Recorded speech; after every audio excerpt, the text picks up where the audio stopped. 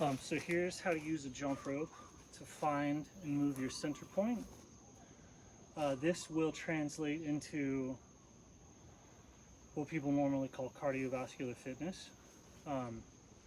But this happens a lot quicker and more reliably if you're just trying to do it with the jump rope as a goal versus jumping rope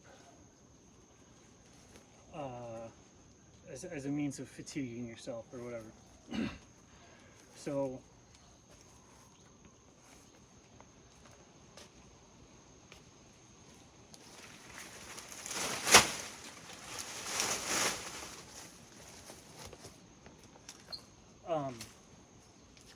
you want to get in the very middle of the activity.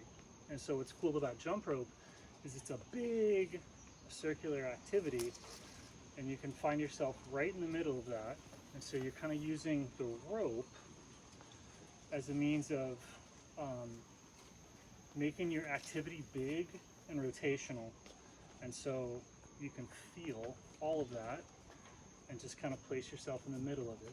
That's going to put the handles of the rope kind of at your midline. And just feel, okay, yeah, I have some weight in the handles here, so I want to put that just right.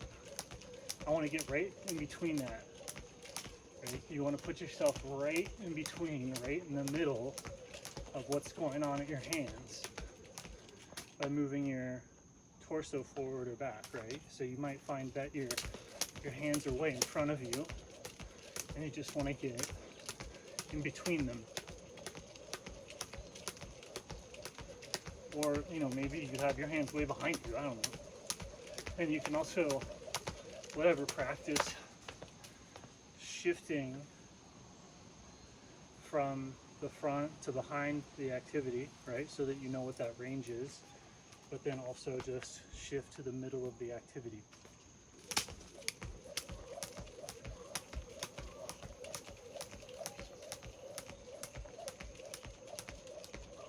And then the next thing that you're going to find is this up and down. So how you get to the middle of that, and being in the middle is, it's like holding yourself kind of between being in the air and on the ground. Let's see if I can come up with words for it.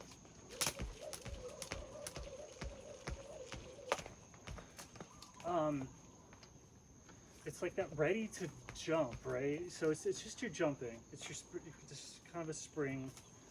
It can be everywhere, right? So this thing is kind of your landing, and your whole body is going to be springing up somehow, right? So you look at that and see, okay,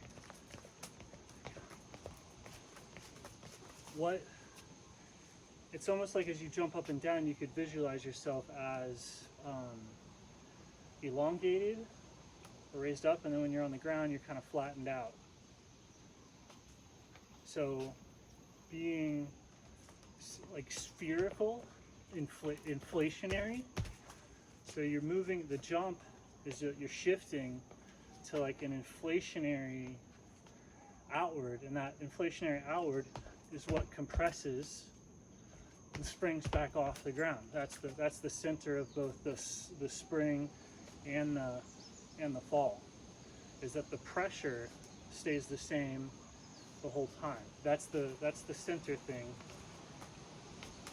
Here it's like the rope's not going around and around, you're just in the center, right? So with the jumping, that's the center there. So you just find that pressure and place it between or in the middle of the hands, and then the hands are in the middle of the of this rope thing, right? This rope effort. You find where is the exact center point of that.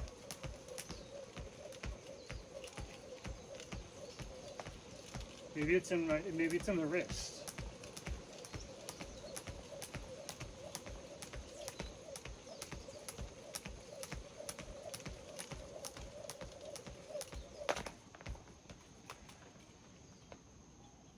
And then the center point around all of that is like listening or stillness. Because what is all that? What's all that? Well, like what's the medium supporting all that, right? And that's going to be the space around you. And so that awareness is in the air, but there's a lot of air there.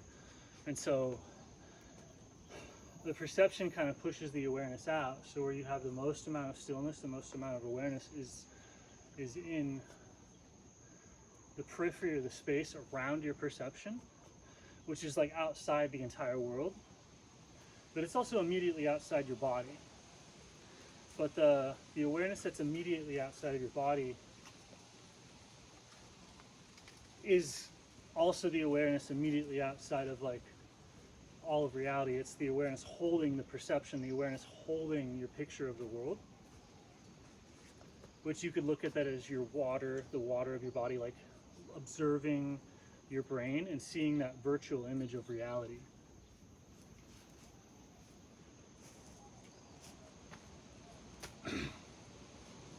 Around it, right? Like this, oh, I see the sky, right? So your awareness is around your sight of the sky. So it's in that space that the body is floating. And so the kind of the denser the perception, the more the awareness is pushed out. So like I was saying, like the awareness right around the body is less because you're in air.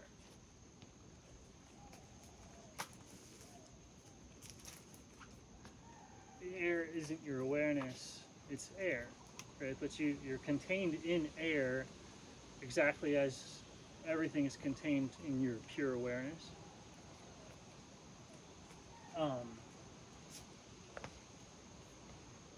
Sorry for getting deep there, because it's like, but the next step is into that field, right? It is into that field of infinite depth. That's what's cool about jump roping. It's like 1, 2, boom, you could be in it, right? And so what you're ultimately like looking to do is to move from those deeper and deeper levels of stillness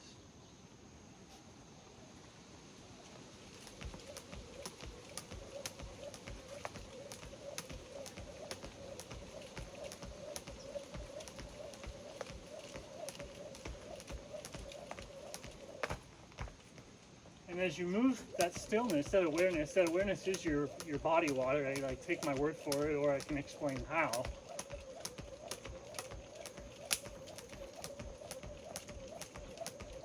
And so this just starts the blood pumping.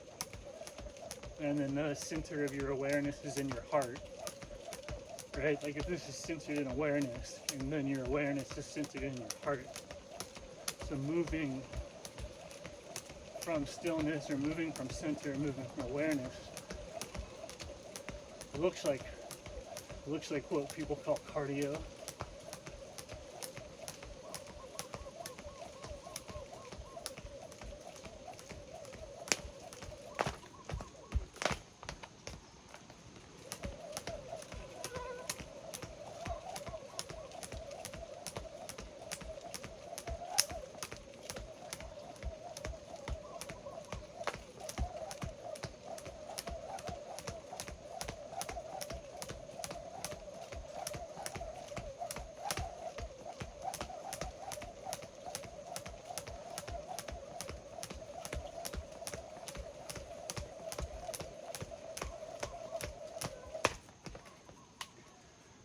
And that when you move from that place, naturally that looks like power, strength, skill, appropriateness, endurance.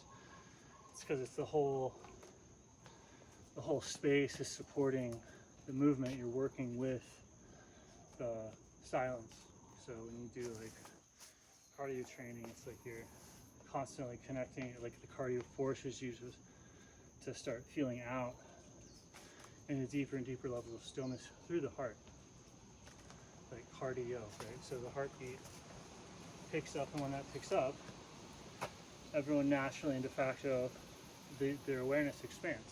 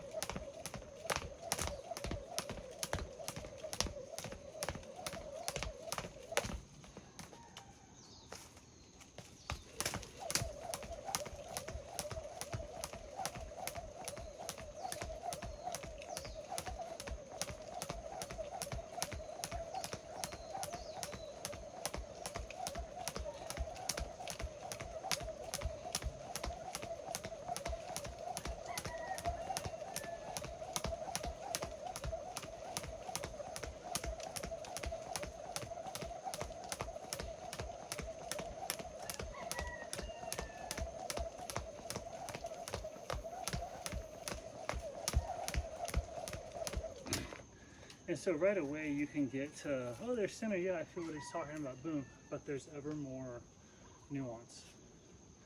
There's ever more like, oh, center is like floating at the surface and the surface is dynamic. And I can feel it with like greater and greater depth and fidelity, and that's like water feel with a swimmer. Of how much effect do they cause when they push or move? And how is that effect achieved?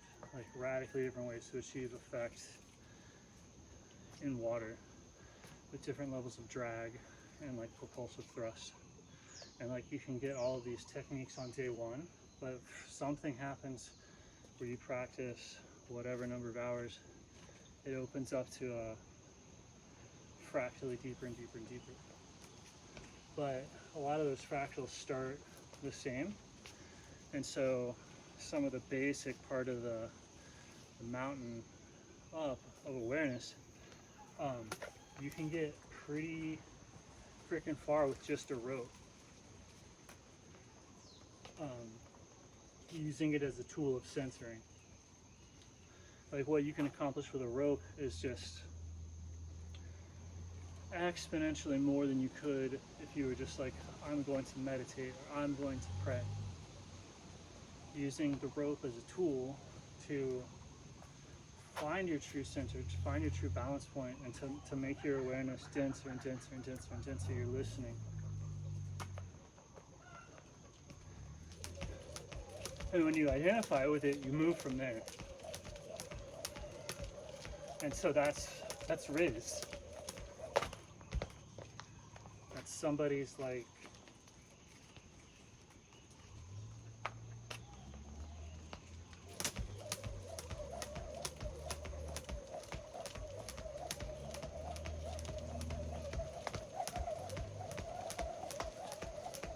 and it goes up and down.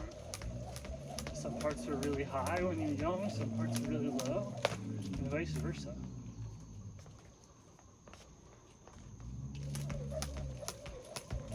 And so you can have a memory and imagination of different states of awareness.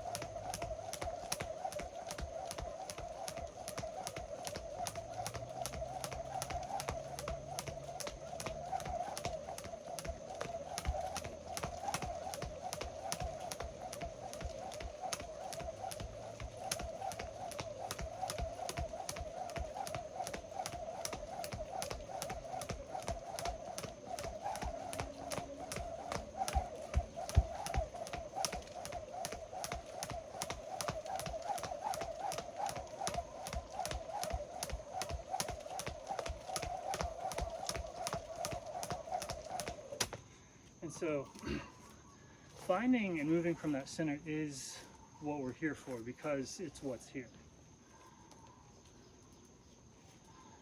So when you learn to use like a rope this way, like a rope as a tool of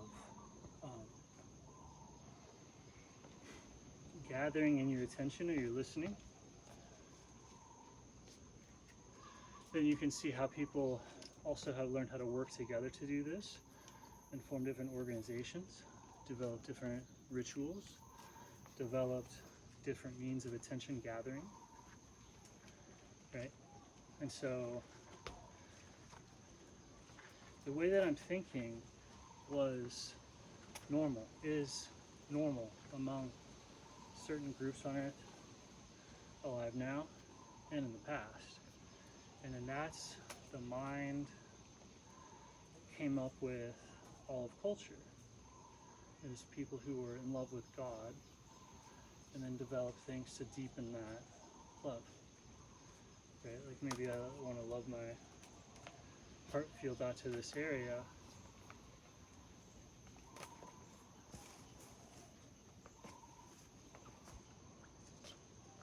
So I found, I use a tool, right? And everybody does this. Use the tool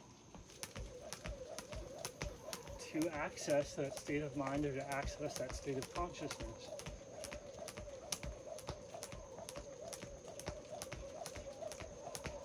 And so the calendar, religions, language, everything was developed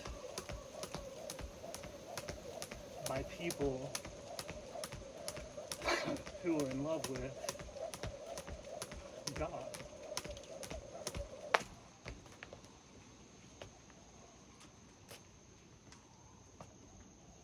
And then that's also why everything exists.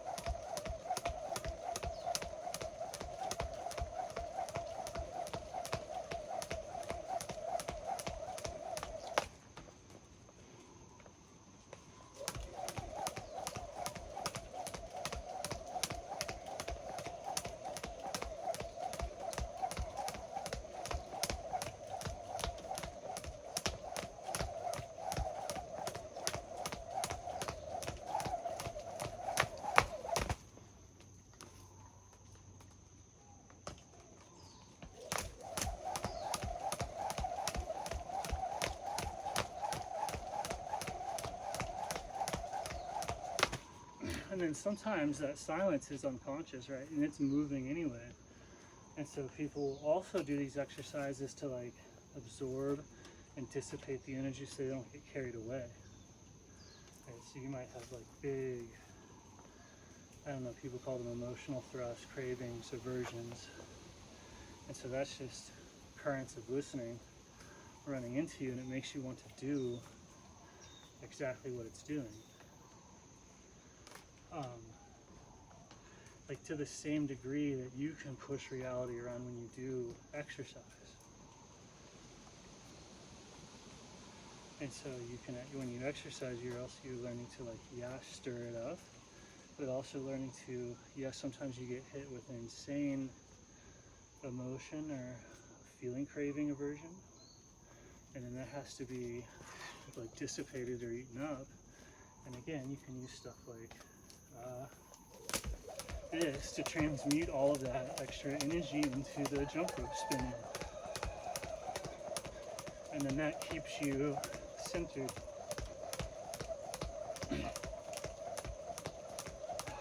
So anytime you're jumping rope, you're ultimately trying to get out to those big, big currents. And if they're not moving very much, like if you're just kind of like blah, depressed, whatever, you try and get that stuff moving.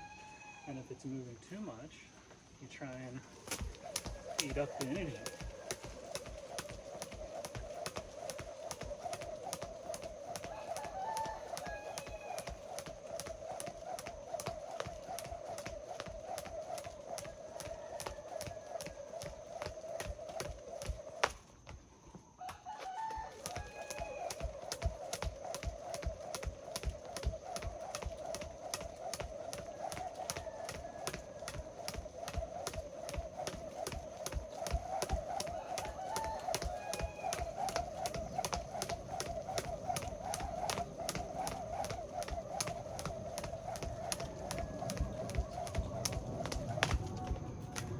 So I have that ball that is my inflated ball bouncing up and down, and it's like, can I get that to be centered right in the center of the road? And just sort of like moving all at once, and then if that happens, then all of a sudden listening's all around that. It's not one part listening together, everything's moving together, so the listening pops up a level.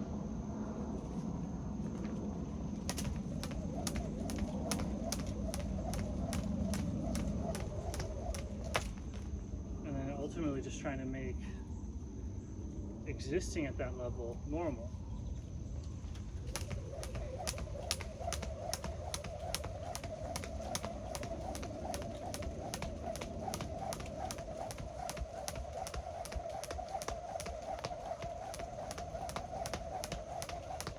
So it's like, how much do you have to do it? And it's like, well, how much are you getting swept away by it into crazy directions, or how much, or is it so dead you're not even aware that it exists? Right? And if you're in any of those extremes where it's like, oh, most of the time I don't even remember it exists. I'm dead. That listening is dead because it's not moving at all. Or like, whoa, I'm loving or hating this thing so much that I'm not in control of myself, right? Then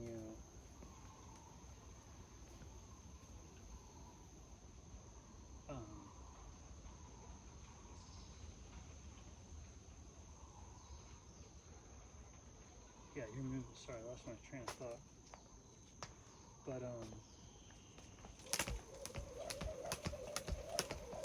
oh yeah, how much you have to do, right? Getting swept away or depressed. It's from a forgetting of awareness, because if it's moving you around, you're not aware of it.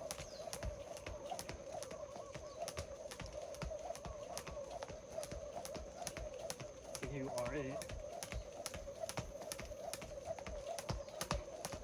So it's like, even when you have identity with the awareness, there's too much identity for the awareness.